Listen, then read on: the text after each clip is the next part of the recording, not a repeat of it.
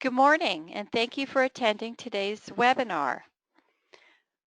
We are going to be going over briefly the procurement review process, a brief introduction on purchasing local, the procurement worksheet training webinar, and a brief update on procurement reviews for the 2016-17 school year.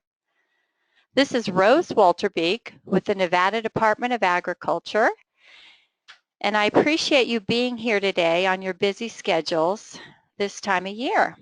So with that, let's get started. The goal of today's webinar is to provide you a brief overview of the procurement process, a brief overview of procuring local foods, the completion of the procurement worksheet, an update on the procurement review schedule for 2016-17, and some resource sharing. This webinar is being recorded and it will be available afterwards for sharing on our YouTube and SlideShare accounts. We will turn the recording off after the webinar so we can entertain your questions that you may have on any of the topics. And for those of you tracking for the Professional Standard Learning Codes, today's webinar is in the 2000 series for operations, 2400 for purchasing and procurement, and 3000 for administration, specifically 3200 program management. So why a procurement review?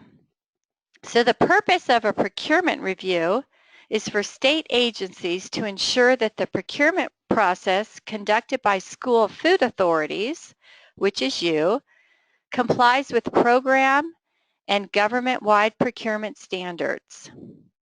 So they must be in place and conducted in a manner to provide full and open competition. And this is new guidance under the Super Circular 2 CFR 200 series. So what is procurement? The definition of procurement is the act of obtaining of goods or services in exchange for money or value. Why this year?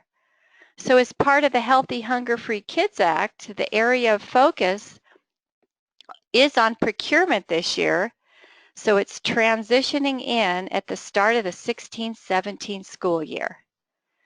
The procurement of goods and services is a significant responsibility of all school food service authorities. And the purpose, again, is to obtain the most economical purchase that you all need to be considering when you're using federal funds. So how does it work for you?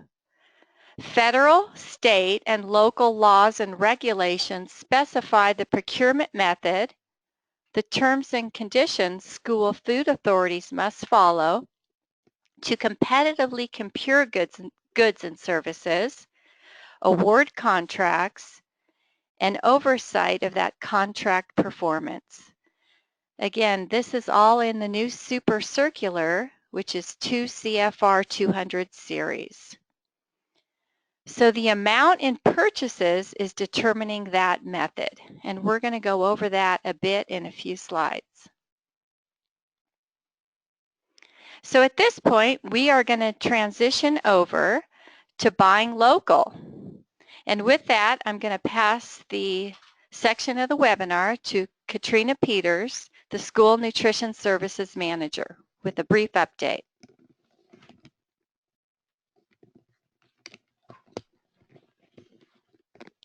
All right, good morning everyone. Thank you for joining us on today's webinar. As we're talking about procurement, we wanted to just give a brief few words on buying local. And I wanted to start off talking about buying local by highlighting an amazing local success we had last week. In Washoe County School District, they served local cantaloupe in all of their Washoe County elementary schools. This was cantaloupe that was grown in Yerington, which is probably about 80 miles south of Reno. And not only was this cantaloupe absolutely beautiful, but it was amazingly sweet, and the kids were absolutely overjoyed to have the opportunity to taste this cantaloupe. They also worked with the local farmer, Snyder Family Farms, again out of Yerington. And Jim Snyder came to one of the elementary schools, talked to the kids about how cantaloupes are grown. There was a culinary student that did a little demonstration and showed the kids what the inside of a cantaloupe looks like. It was an amazing win for school food. And we all know that school food can kind of be an easy target. Getting some local produce on your school line can be a great way to build that community support. And that's exactly what we saw in Washoe last week. So great job to Washoe County School District, Bonanza Produce, and Snyder Family Farms on this great local food win.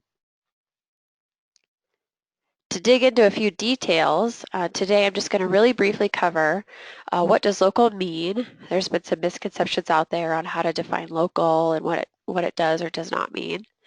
We're going to talk about what products are local and how that can be defined, and share some resources on how you can find out what products are grown near you. We'll talk a little bit about geographic preference, and then we're going to talk about informal versus formal procurement, and Rose is also going to touch on those two terms as well, talk about what they mean and how they differ. First, I want to start out real quick with a poll question. And that first poll question is, have you purchased locally grown or produced items? So we'll go ahead and launch this poll. That poll's open for you now, so you should be able to go ahead and indicate whether you've purchased locally grown or produced items. All right, only about half of you have voted, so we'd like to get a few more votes in. All right, great. I'm going to go ahead and close this poll. We're going to share some results here. And the majority of you haven't, but we have 31% of participants responding that they have purchased locally grown or produced items, which is really exciting. We've kind of had a slow start on Farm to School, and now we're seeing a lot of great successes out there. So congrats to you that's been able to get out there and procure some local items.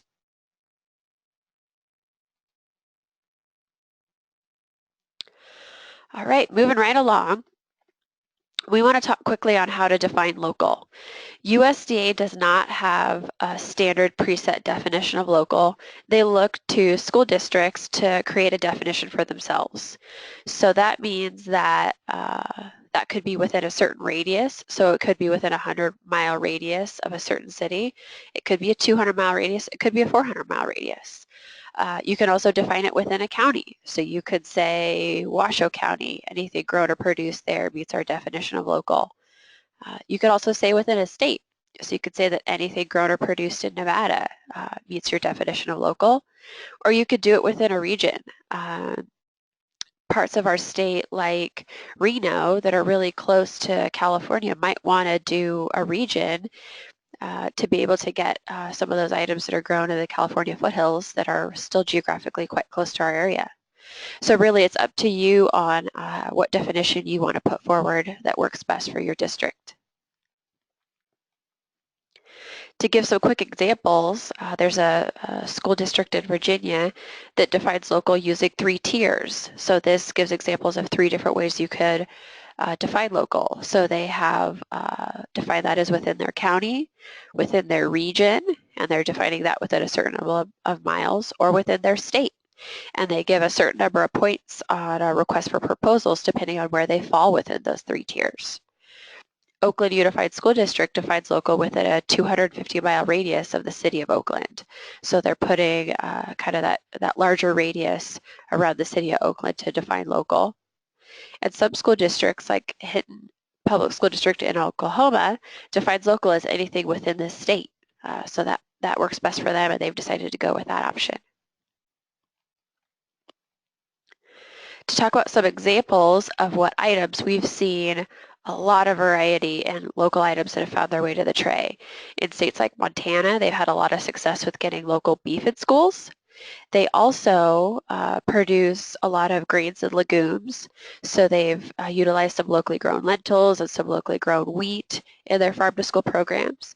We see other states like California, Oregon, and Washington have a lot of success with vegetables and fruits. So they're able to look to some of those fresh, locally grown items, get them on the tray, which they've had huge success with, and kids and the community have gotten really excited around that. We also see a lot of folks, whether they realize it or not, purchasing local dairy.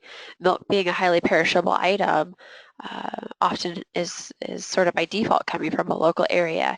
So you have the potential to highlight that item on your tray as a locally grown item, produced item.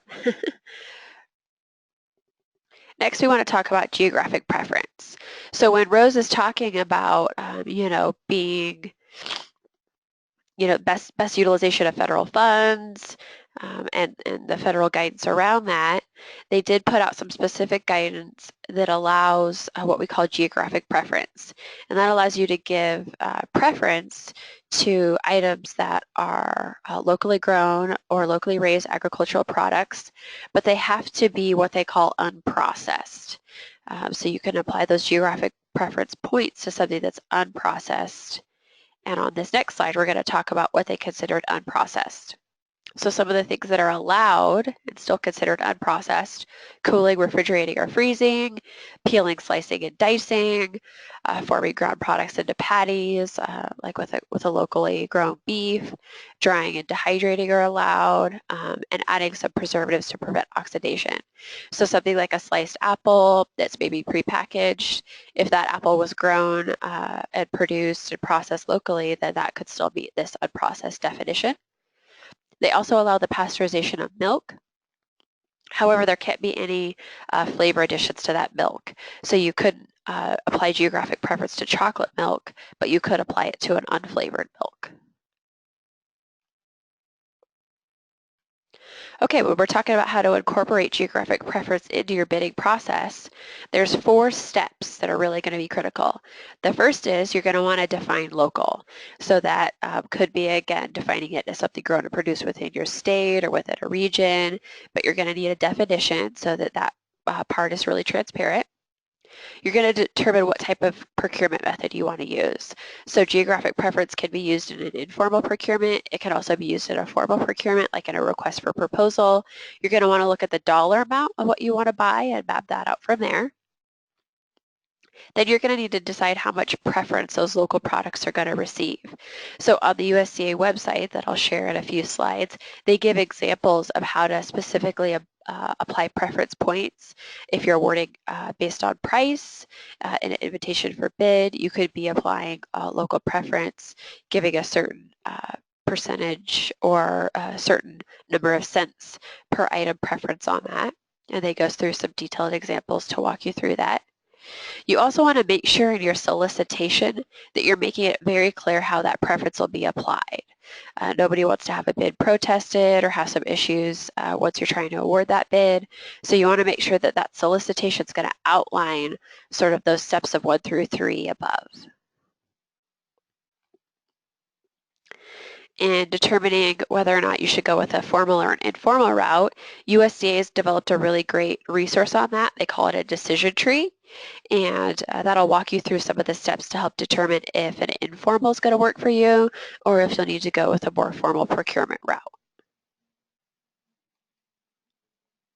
So getting into a little more detail on identifying sources, you may want to contact some of your local sources for purchasing product under informal purchase, and you may not even need to include local as a specification.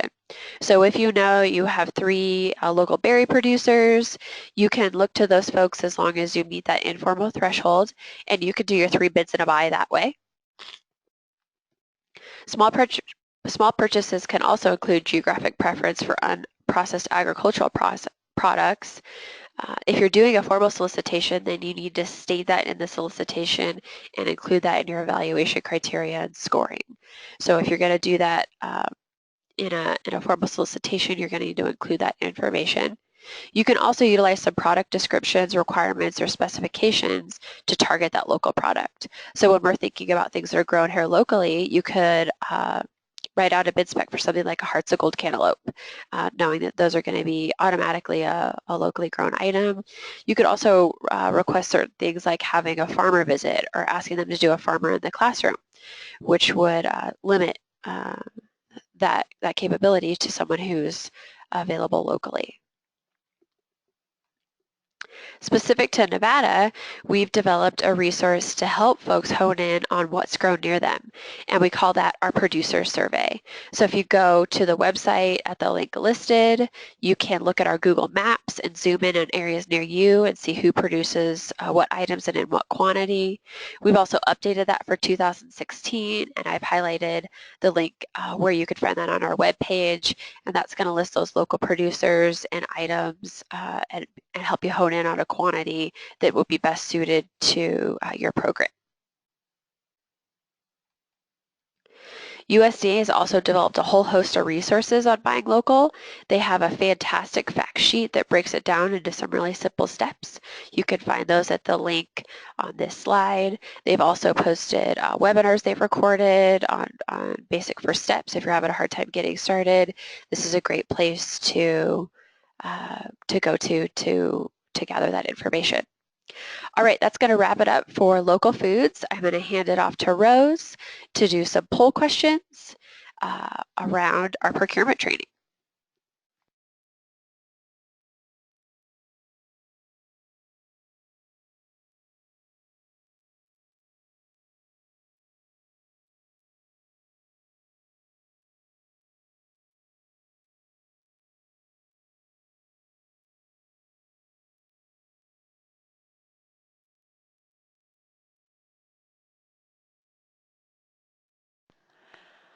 Okay, so we are back thinking about procurement, and I'd like to launch a poll question, and the question is did you attend the regional procurement training?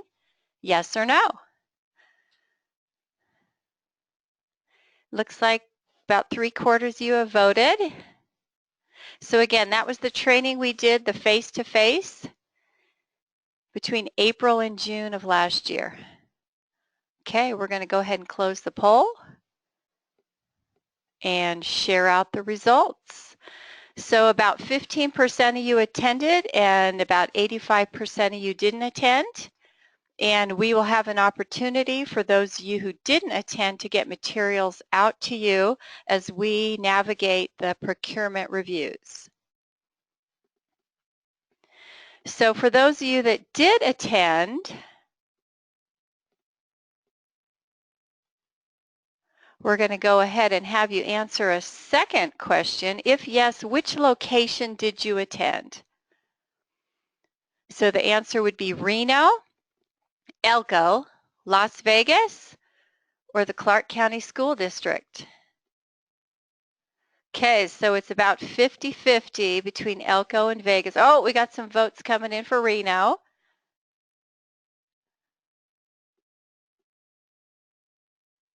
So we'll go ahead and close that poll. And the results are about half of you on the webinar today attended the Reno. The other half was split between the Elko and Las Vegas locations. So again, thank you for attending and for completing our polls.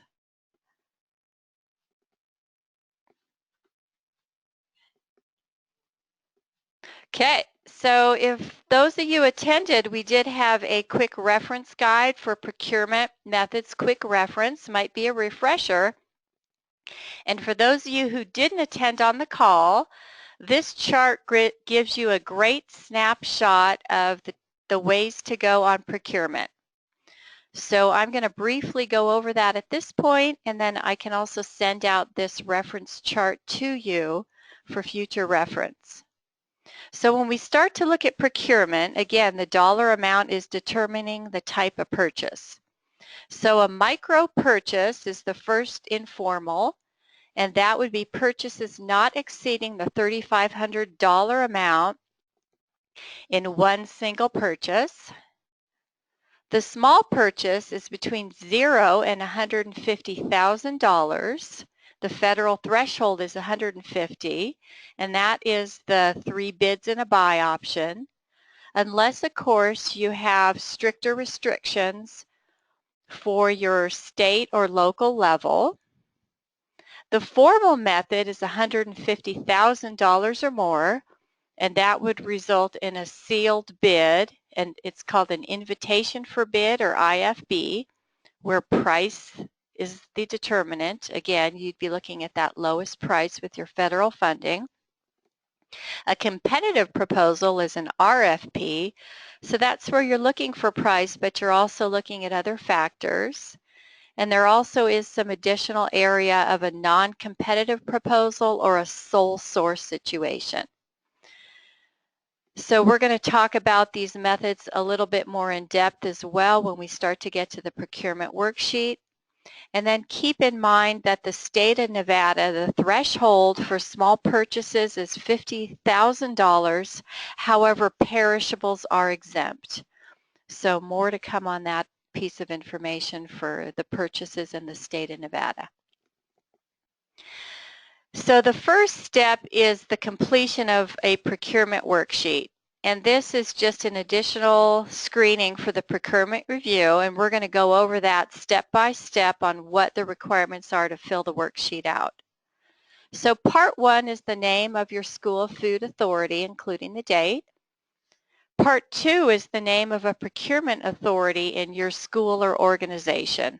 So we just want you to identify the person that is doing the purchasing for your school district or RCCI. So that might be you, or that might be another buyer in your state organization or your school district. Part 3, we're looking at what is your small purchase threshold. Again, for the state of Nevada, the amount is $50,000, but perishables are exempt per state code. So for most of you, the answer is $150,000. However, some school districts and some RCCIs and some areas do have a more restrictive level, and that most restrictive level applies. So part 4 is asking if the school food authority pays the service of a group purchasing organization, and that acronym is a GPO, and you would answer yes or no. And to the best of our knowledge, most in Nevada are not paying for this service. So here's a quick screenshot of that procurement worksheet with those areas identified by the arrow. And then here's the information on the group purchasing organization and related questions. So the next thing to do is to identify the method used for procurement. So the information needed for the worksheet is you would need to know the names of your vendors, the goods and services provided, the total paid to the vendor, and the number of times you made purchases with the vendor. And we're going to briefly go over those definitions and the type of procurement method. So the micro purchase is anything between $0 and $3,500. And that is looking at supplies or services whose aggregate amount does not exceed that threshold, which is $3,500 per transaction. So most of the smaller school food service authorities and RCCIs tend to be falling under this micro purchase threshold. Some of you are doing a small purchase threshold, which would overlap the dollar amount, which is that $0 to $150,000 in a purchase category. And again, that federal value is set at $150,000. So we're going to talk about that in a second on the more formal purchase methods. So a small purchase threshold is where you're going out and getting 3 bids and a buy.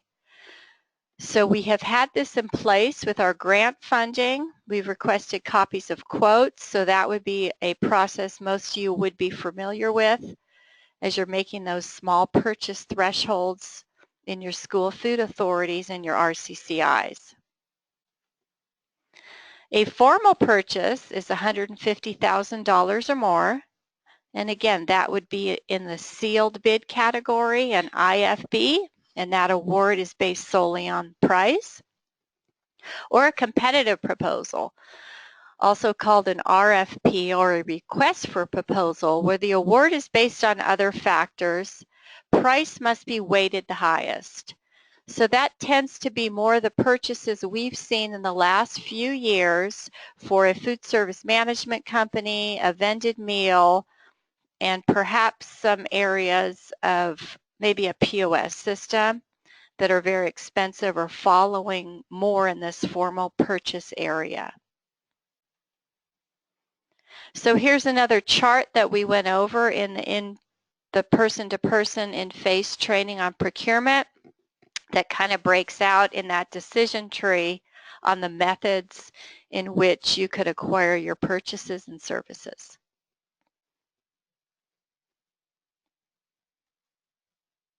So back to the worksheet.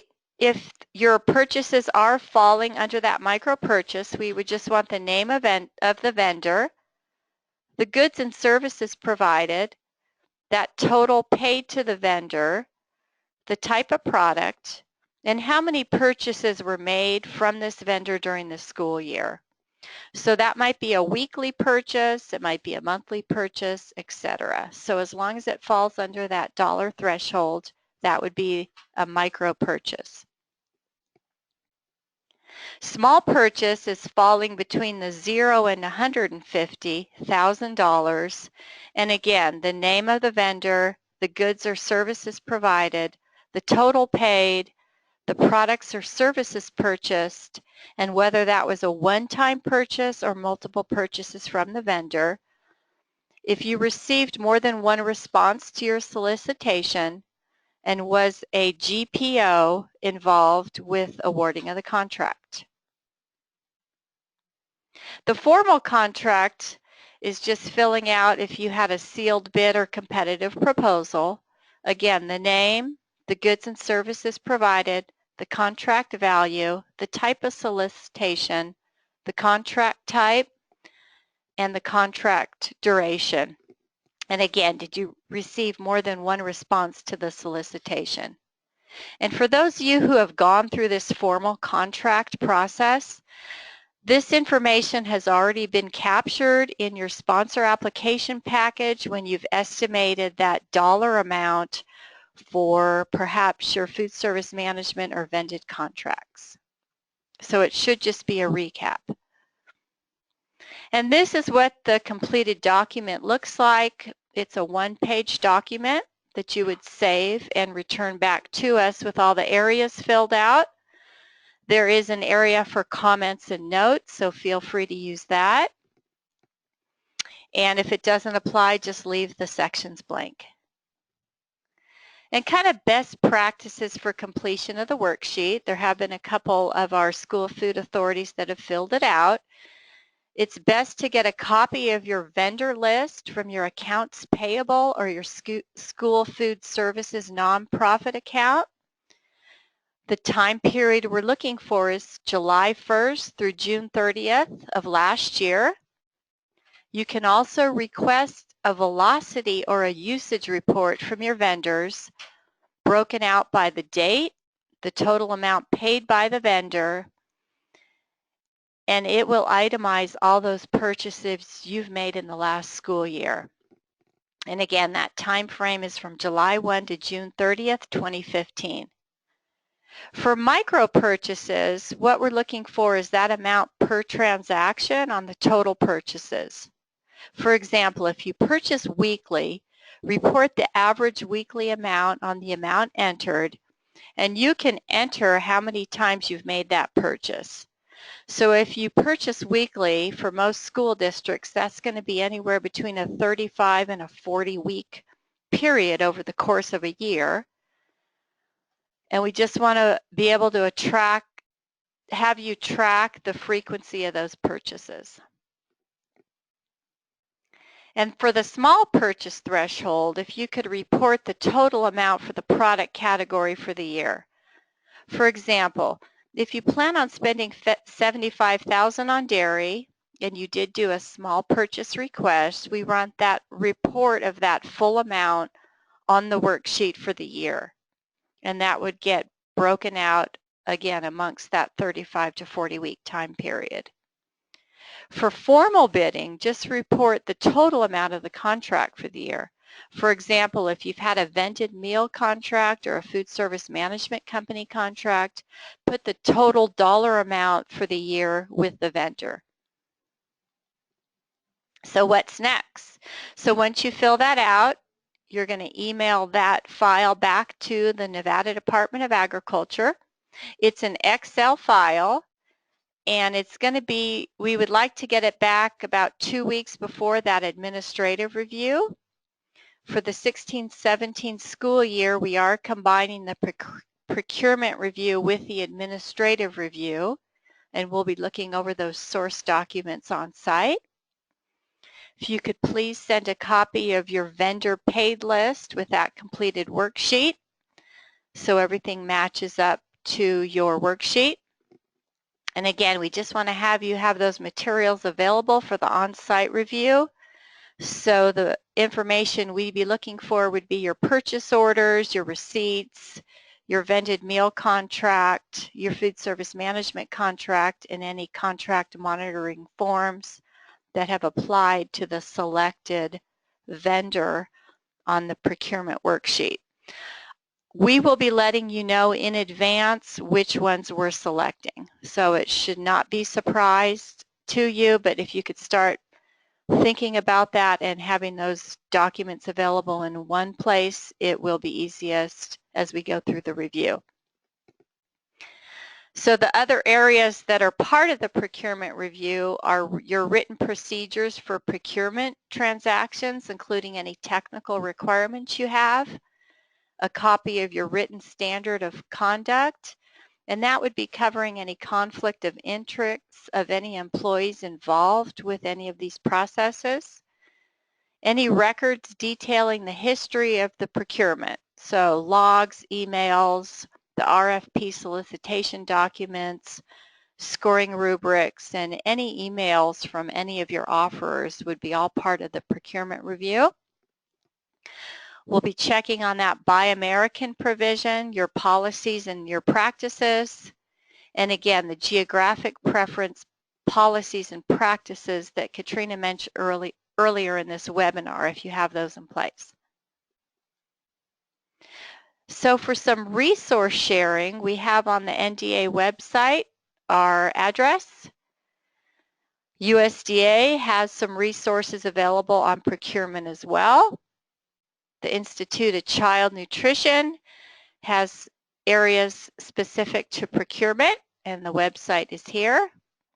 And again, for those professional standard learning codes, this webinar is in the 2000 operations, 2400 purchasing and procurement, and 3000 administration, 3200 for program management. And so at this time, we're going to take any questions in the text box, or you can call NDA. The phone number is there. Or please feel free to contact me directly by phone or email as we start to navigate the procurement review process, if you have any questions in general or on this webinar or on that procurement worksheet.